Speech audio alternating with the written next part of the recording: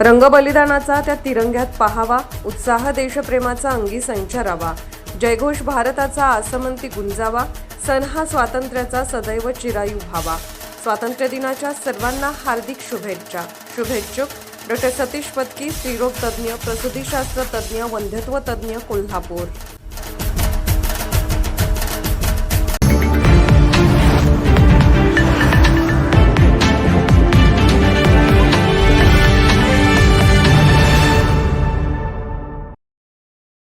दिव्यांग चिमुकल्याच्या पायाचा आधारच अडगळीत सीपीआरमध्ये तिजोरीवर बुटांचा ढीग, धूळ झटकण्याची ही प्रशासनाला उसंत नाही। दिव्यांग चिमुकल्यांच्या पावलांना आधार देण्यासाठी आलेले बूट सध्या सीपीआर रुग्णालयात मात्र अडगळीत पडून आहेत।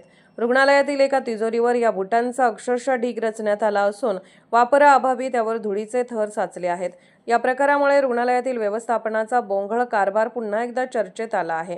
दिव्यांग बालकांसाठी उपयोगी ठरणाऱ्या या बुटांचा योग्य पद्धतीने साठा करून ते गरजू बालकांपर्यंत पोहोचवणे अपेक्षित आहे। मात्र प्रत्यक्षात त्यांची अवस्था पाहता ज्यांच्या पायासाठी बूट त्यांच्यापर्यंत पोहोचण्याआधीच धुळीत अशी परिस्थिती निर्माण झाली आहे। सीपीआरमध्ये रुग्णांसाठी विविध सुविधा उपलब्ध करून देण्याच्या घोषणा होत असताना उपलब्ध साहित्याचीच निगा राखली जात नसल्याचे या दृश्यातून स्पष्ट होत आहे। तिजोरीवर ठेवलेल्या बुटांकडे प्रशासनाचे लक्ष कधी जाणार आणि त्यांच्या गरजू दिव्यांग बालकांसाठी प्रत्यक्ष वापर कधी होणार असा सवाल उपस्थित होत आहे। साहित्य आले पण वापर कुठे असा प्रश्न या निमित्ताने ऐरणीवर आला असून रुग्णालय प्रशासनाने तातडीने पाहणी करून बुटांचा योग्य वापर करण्याची व्यवस्था करावी अशी मागणी होत आहे। कोल्हापूरहून दर्पण न्यूजसाठी अनिल पाटील।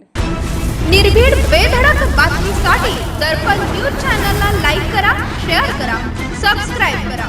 मुख्य संपादक अभिजित रांजणे, दर्पण न्यूज।